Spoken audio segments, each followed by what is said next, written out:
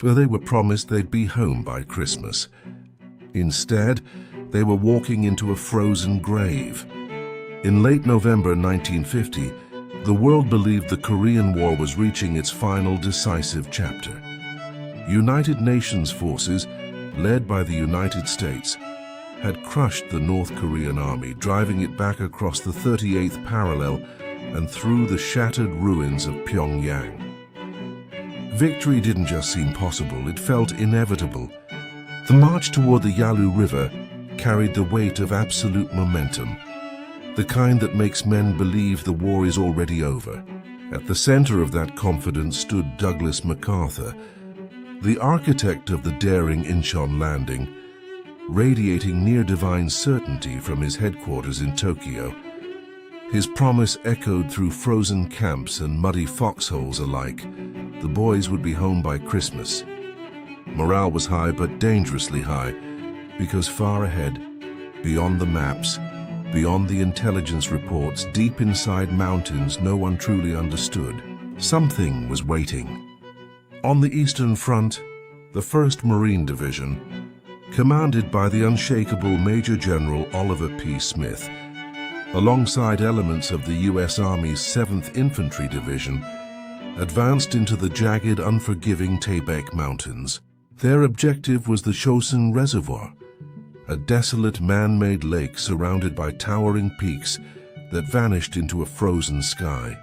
They moved along a single narrow road, a fragile artery carved through suffocating canyons and deadly mountain passes.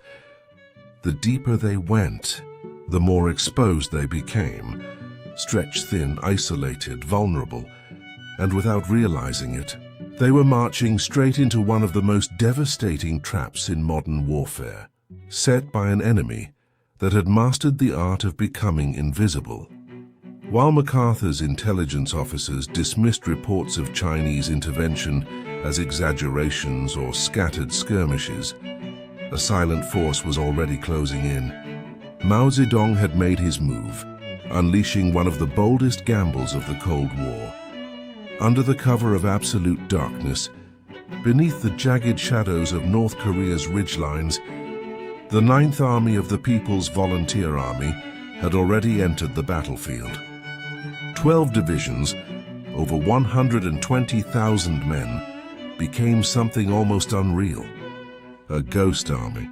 They moved only at night, between the final breath of dusk and the first hint of dawn, vanishing completely with the sunrise. During the day, they lay motionless beneath white camouflage, blending so perfectly into the snow that even American reconnaissance planes saw nothing. No radios, no signals, no mistakes. Only bugles, whistles, and human runners carried orders across the mountains. Each soldier carried almost nothing, just a few frozen peas, some parched corn, and dry socks. They were starving. They were freezing. And they were waiting for the perfect moment, when the American column would be stretched to its limit, exposed like a wound across the frozen landscape. And when that moment came, there would be no warning. On November 27th, before a single shot was fired, the battlefield itself turned into a weapon. A brutal Siberian cold front slammed into the mountains, and the temperature didn't just fall, it collapsed into something almost inhuman.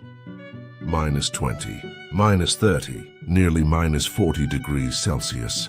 In that kind of cold, reality begins to break. Steel turns brittle. Rubber cracks like glass. The weapons meant to keep men alive begin to betray them.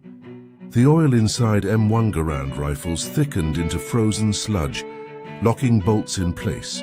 Machine guns froze solid, becoming useless chunks of metal. Soldiers learned fast, strip the oil or die. In desperation, some urinated on their weapons just to make them fire. Food became another enemy.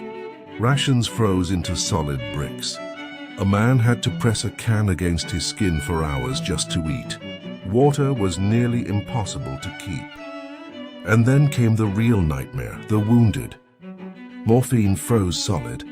The one mercy on the battlefield was gone. Medics kept vials inside their mouths just to keep them usable. Blood plasma turned into thick slush. Wounds behaved like something out of a nightmare. The cold would slow bleeding at first, but the moment a body warmed, the bleeding would explode. Frostbite crept in silently, taking fingers, toes, entire limbs. Men didn't even realize it until they pulled off their boots and saw blackened flesh peel away with their socks. And still, the enemy had not even attacked yet. This wasn't just war anymore. It was survival against something that didn't care if you were ready. Then that night the silence died. It started with a sound no one would ever forget. The distant, haunting cry of Chinese bugles echoing through the frozen mountains. Then came the whistles, then the screams, and suddenly, the mountains moved. From every ridgeline, thousands of Chinese soldiers surged forward, charging downhill in relentless human waves. They ran straight into gunfire, stepping over their fallen without slowing down. It was endless. It was overwhelming. It was everywhere.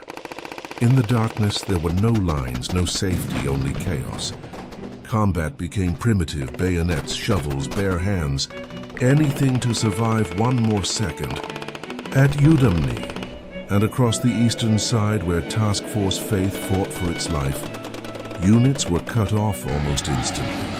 The single road south, the only way out, was shattered by enemy roadblocks.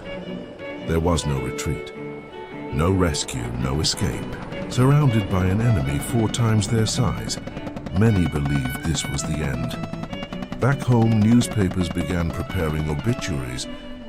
The 1st Marine Division was expected to be wiped out, erased in the frozen mountains of Korea. But they didn't break. In that moment, General Oliver P. Smith delivered a line that would echo through history. They were not retreating. They were simply attacking in another direction. And then they proved it. The entire division began a brutal fighting withdrawal toward Hungnam, forming a moving perimeter that had to defend itself from every direction at once. Every mile was a battle. Every step was earned in blood. The enemy controlled the high ground, raining fire down onto the column below. Progress was slow, painful, relentless. At Toktong Pass, Captain William Barber and just 250 Marines were ordered to hold a hill against an entire Chinese regiment. No backup, no escape. For 5 days and nights they fought in a frozen nightmare. Surrounded, outnumbered, running out of ammo. Barber himself was wounded but refused to leave. They held. When relief finally came, only 82 men could still stand.